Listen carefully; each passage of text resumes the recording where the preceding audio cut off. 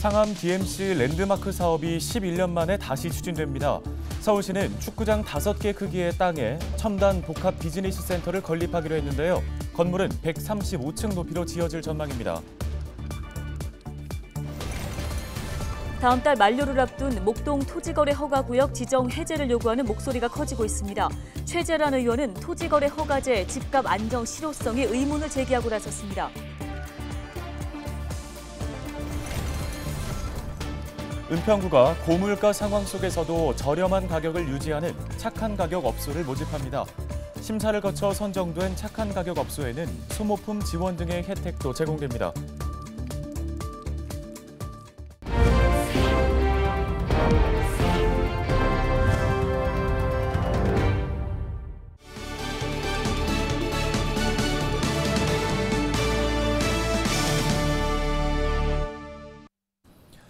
시청자 여러분 안녕하십니까? 헬로티비 뉴스입니다. 지난 2009년 중단됐던 상암 DMC 랜드마크 사업이 11년 만에 다시 추진됩니다. 최고 높이 540m, 135층 높이의 이 건물이 지어지면 잠실 롯데월드타워에 이어서 서울에서는 두 번째로 높은 초고층 건물이 되는데요. 네, 서울시가 사업 추진을 위해 첫 설명회를 열었는데요. 많은 투자자들이 몰려 뜨거운 반응을 보였습니다. 김호 기자입니다.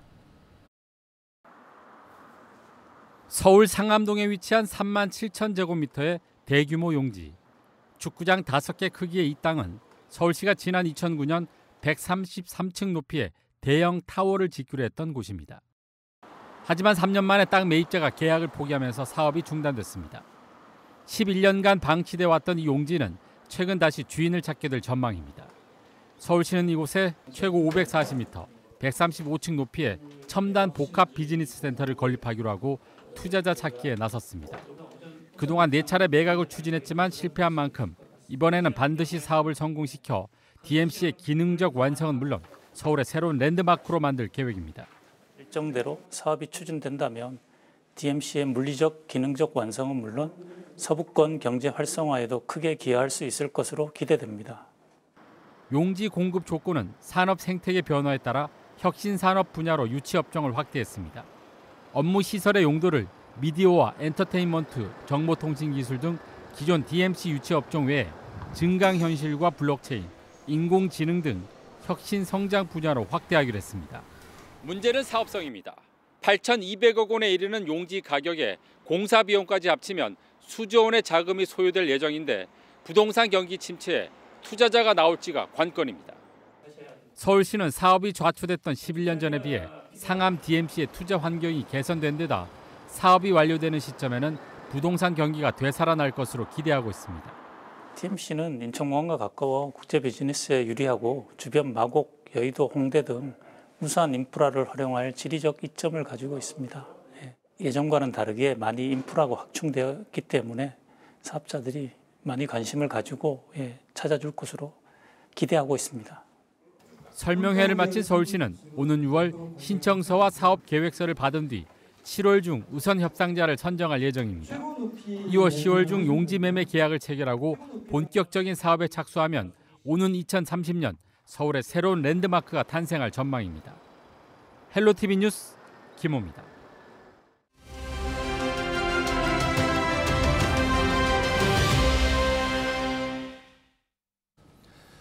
재건축 안전진단 비용을 자치구에서 우선 지원하도록 서울시 조례가 개정됐죠. 목동 아파트 등 재건축 단지들의 사업의 속도가 탄력이 붙을 것으로 보이는데요. 네, 오늘 이 시간에는 해당 개정안을 발의한 최재란 서울시 의원을 모시고 관련 이야기 자세히 나눠보겠습니다. 안녕하십니까? 예, 안녕하세요. 네, 안녕하세요. 네, 어서 오십시오. 자, 이번 서울시의회 임시회에서 의원님께서 발의하신 도시 주거 환경 정비 조례안이 개정됐습니다. 비용에 관한 이제 얘기인 건데요. 그동안은 이제 안전진단 실시를 요청하는 자가 비용 전부를 부담을 했었는데 개선이 된 이제 사례지 않습니까? 네. 어떤 효과들 좀 기대해 볼 수 있을까요? 우선은 좀 용어 정리가 좀 필요한 것 같습니다. 예. 이게 지원이라는 단어 때문에 오해들을 하시는데 이건 지원이라기보다 융자의 개념이다 이렇게 이해를 하시면 좋습니다. 이게 원래 수익자 부담 원칙을 침범하면 안 되기 때문에 선 지원하고 후 환수한다 네. 이렇게 이해를 해주시면 되시고요. 그리고 또 이 과정에서 여러 가지 안전 장치를 좀 마련해 두었습니다. 조례 이곳 저곳에. 그래서 이렇게 크게 우려하지 않으셔도 된다 이렇게 말씀을 좀 드리고 싶고요. 이 조례의 가장 큰 목적은 지금 주민 모금 과정을 좀 단순화하고 이걸 좀 생략해서 재건축이 좀 속도감 있게 진행될 수 있게 좀 저희가 도움을 드리고자 한다. 그게 이 조례의 핵심이다. 이렇게 이해하시면 될 것 같습니다. 네, 우리 지역 관련된 얘기도 좀 해보겠습니다. 목동 토지거래 허가구역 기간이 곧 만료되는데요. 지역 내 부동산 거래가 좀 살아나지 않을까 하는 기대의 목소리가 있습니다. 이 부분에 대해서 어떤 의견이십니까? 네, 우선 며칠 전 이기재 구청장님의 인터뷰 내용에 대해서 좀 강한 유감 표명과 함께 일부 내용을 좀 바로 잡고자 합니다.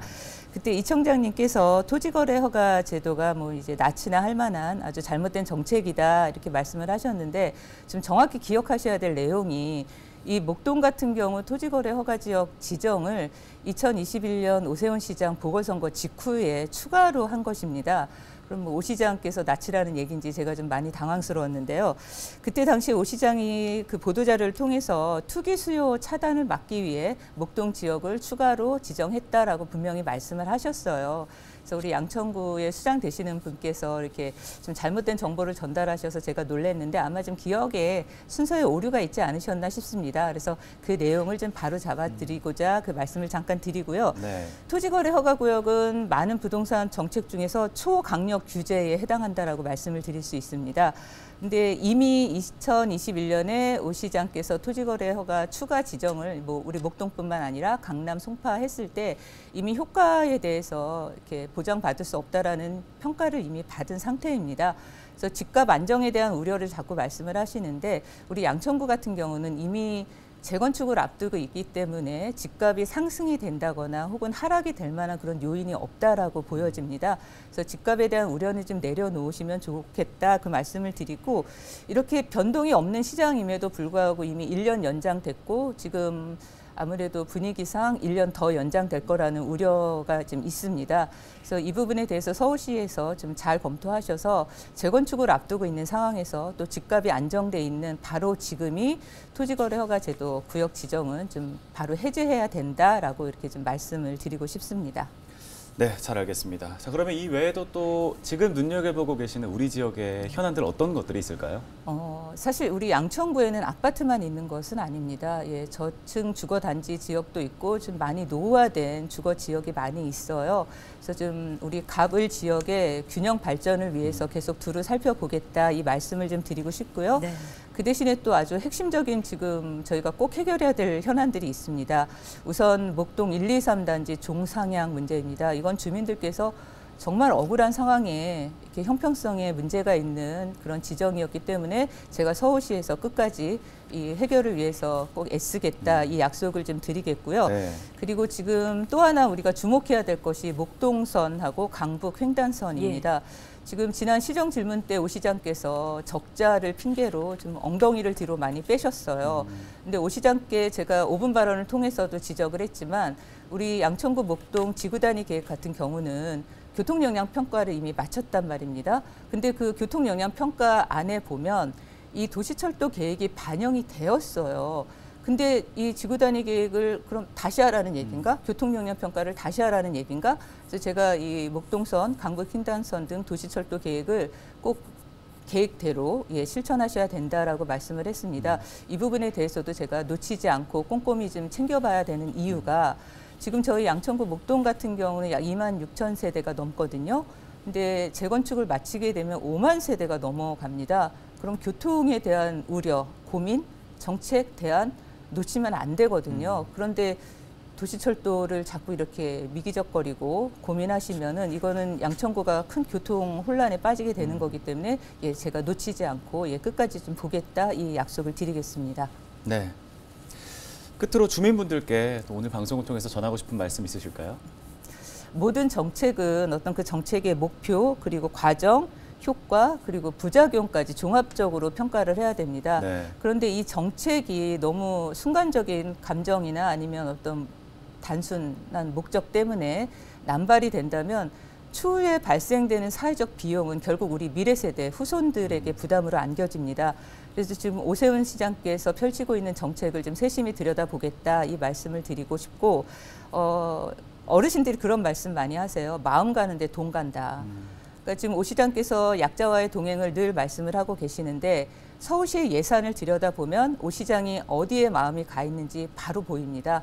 그래서 약자와의 동행, 또 우리 서울시 주민들을 위한 주택 정책, 주거 정책에 잘 매진하고 있는지, 예산 편성 잘하고 있고 또 잘 쓰고 있는지 이렇게 좀 세심히 들여다보겠다 이 약속을 드리고 싶고요. 그리고 무엇보다 시민들께서 저를 시의원으로 뽑아주셨을 때는 일 잘하라고 뽑아주신 거라고 생각을 합니다. 그래서 일 잘하고 또 일이 되게 하는 그런 시의원이 되겠다 이렇게 약속을 드리고 싶습니다. 네. 네, 잘 알겠습니다. 오늘 말씀은 그럼 여기까지 듣는 걸로 하겠습니다. 지금까지 서울시의회 최재란 의원과 함께했습니다. 고맙습니다. 고맙습니다.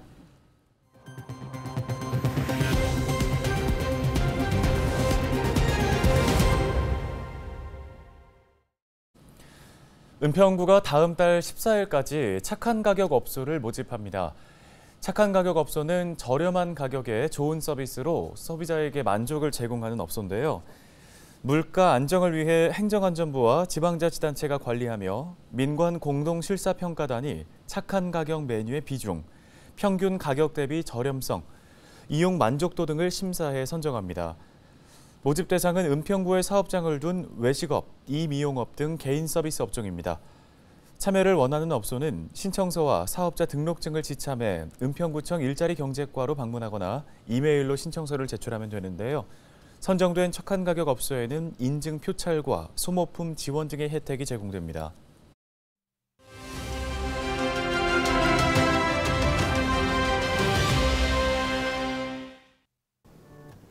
지난 일요일 부산에서는 기상청 관측 사상 102년 만에 가장 일찍 벚꽃이 폈습니다. 경남 진해 벚꽃은 이번 주말에 절정을 맞을 전망인데요. 전국에 곧 연분홍빛 벚꽃이 흩날리는 절경이 펼쳐질 텐데 벚꽃 개화, 지난해에도 빨랐고 올해는 더 빠릅니다. 벚꽃 개화 속도 이렇게 빨라진 이유는 무엇일까요? 바로 이례적으로 따뜻한 봄 날씨 때문입니다. 너무 빨리 피는 봄꽃, 사실 생태계는 혼란을 겪고 있습니다. 꽃이 일찍 피고 지게 되면 매개곤충의 활동 시기가 변하는데 특히 꽃가루를 암술로 옮겨 붙여 열매를 맺도록 하는 꿀벌의 수분 활동에 영향을 미칠 수 있습니다. 꿀벌이 없으면 과일, 채소 등 생장에 큰 타격을 주게 된다는 이야기죠. 양봉농가 그리고 과수농가뿐만 아니라 우리 삶에도 큰 영향을 미칠 텐데 무엇이든 다 때가 있는 법인 것 같습니다. 데일리 브리핑이었습니다.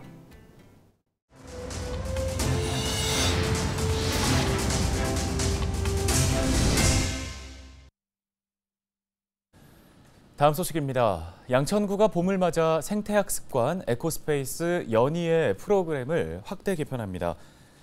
양천구는 관내 등록장애인을 위한 연희공원 무장애 생태 해설 코너를 신설하고 주말 프로그램 회차를 2배 이상으로 확대 운영합니다. 오는 4월에는 주말마다 자연 컬러링과 연희 둘레길 탐방 프로그램을 운영할 예정인데요. 이 외에도 에코스페이스 연희에서는 생태 해설, 에코스쿨, 목공 수업 등의 프로그램도 운영합니다. 모든 프로그램은 누구나 무료로 참여할 수 있으며 서울시 공공서비스 예약 누리집에서 사전 접수하면 됩니다. 서울시가 안전사고 예방과 품질 보증을 위해 국내 최초로 건설공사의 전 과정을 동영상으로 촬영해 관리하겠다고 밝혔습니다. 서울시는 먼저 100억 원 이상의 공공공사 74개 건설 현장에 대해 1년 동안 동영상으로 촬영을 하고 효과를 분석한 뒤 100억 원 미만의 공공공사와 민간 건축공사장으로 확대할 계획입니다. 이를 위해 지난 6일 공사계약 특수조건에 동영상 기록 관리를 의무화하도록 규정을 개정했는데요. 서울시는 시청 상황실 등에서 건설 현장을 실시간으로 상시 모니터링하는 관리 체계를 구축하고 현장의 동영상 기록 관리 안내서를 배포하기로 했습니다. 은평구가 오는 27일 주민과 함께 새봄맞이 대청소에 나섭니다. 은평구는 겨울간 쌓인 묵은때를 벗기 위해 지역 주민과 함께 은평구 전역을 청소한다고 밝혔습니다. 27일 오후 2시 응암역과 구파발역 앞 광장을 시작으로 불광천과 진광근린공원 등산로를 중점적으로 청소합니다. 뉴스 마칩니다. 고맙습니다.